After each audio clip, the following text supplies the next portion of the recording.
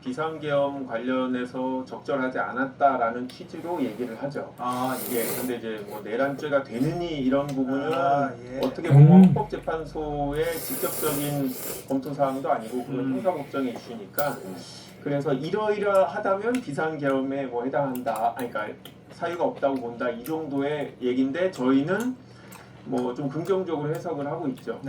그래서 특별히 모관한 분은 아닌 것 같고 국민의힘 분도 뭐 신상 자료들을 보고 그러니까 뭐 도덕적으로 큰 흠결은 있는 것 같진 않고 다만 이제 법원의 사법농단 이슈가 있을 때 소극적으로 관여했다라는 의혹을 받고 있고 그로 인해서 뭐 형사처벌을 받거나 기소가 되거나 그런 분은 아닌데 그런 점에 대해서 우려하는 분은 있는 상황이고요. 그래서 여러 경로를 통해서 이분을 아는 분들을 확인했는데 그냥 좀 뭐 본인의 색깔이 강하지 않은 보수 중도 정도의 성향이고 그냥 위에서 지시하는 거를 그냥 좀 따르는 성향이라서 그렇지 뭐 특별히 대통령하고 개별적인 관계가 있거나 이런 건 아니어서 시대의 흐름을 읽지 않을까.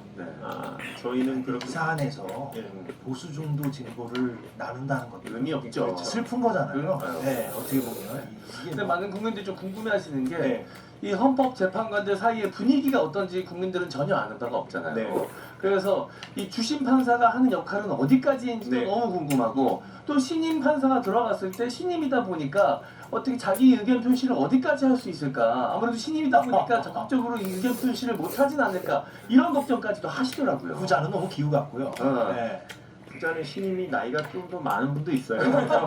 오히려. 근데 그런 걱정까지 하시는 것도 이해가 되는데 얼마나 그만큼 걱정이 많아서 국민들은 일반 형사 사건의 재판장은 되게 중요하죠. 그분의 의사대로 거의 결정이 되고 그분이 선입견을 갖고 있는 게 확인되면 교체하도록 노력을 최선을 다해야 됩니다. 거의 이제 재판장이 그런 견해를 갖고 있으면 법적 영향 차이가 훨씬 차이가 많이 나는 배석들이 그걸 이겨내기가 어렵죠. 그런데 다행히 현재 사건은 주심이라는 역할은 결정문을 쓰는 거, 그 다음에 결정을 하기 위해서 초안을 준비하고 아니면 논의할 사항을 준비하고 그 다음에 변론을 진행하는 거, 주도적으로 이것뿐이지 무조건 전원합니다. 그래서 제가 파악하기로는 주심이 결정에 영향을 미칠 수는 없다. 다만 나중에 이제 결정문의 표현이라든지 이런 데는 좀 영향이 있을 수 있는데 대세 지장이 없다. 한 가지 심리를 혹시 천천히 할 가능성에 대한 우려는 있죠. 무슨 말이냐면 박근혜 전 대통령은 아예 포기를 했었거든요. 탄핵 사건에.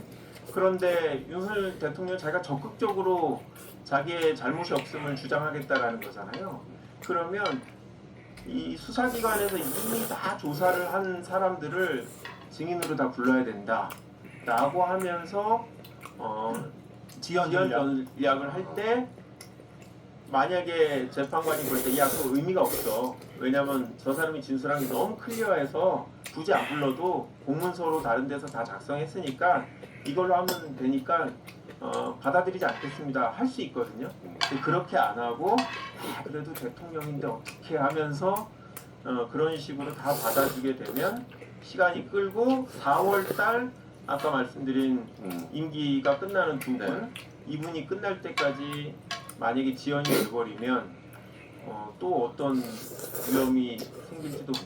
그러면 그 지연을 할지 말지, 즉 대통령 측의 요구를 받아줄지 말지를 주심 혼자 결정합니까? 수명법관 2명이니까 2명이 하도록 지금은 돼 있는 상황이고요. 수명 재판관이 따로 또 2명 있잖아요.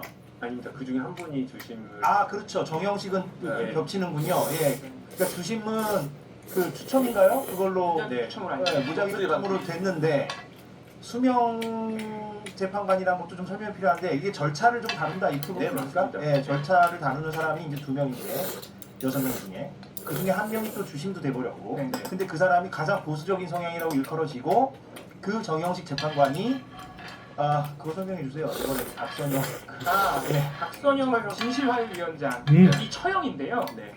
윤석열 내란 사태 이후에, 그러니까 계엄을 저지른 이후에 갑자기 임명을 해버렸습니다. 그래서 헌재 심판에 갈 것을 대비해서 정영식 재판관 가족을 일부러 장관급에 임명을 해주면서 일종의 뇌물을 먼저 준 것 아니냐, 이런 비판을 많이 받고 있습니다. 그러니까 가장 보수적인 성향이면서도 또 아무튼 그 정영식 재판관의 처형을 내란 사태 와중에 대통령이 진실화해위원장으로 임명했기 때문에 네. 네.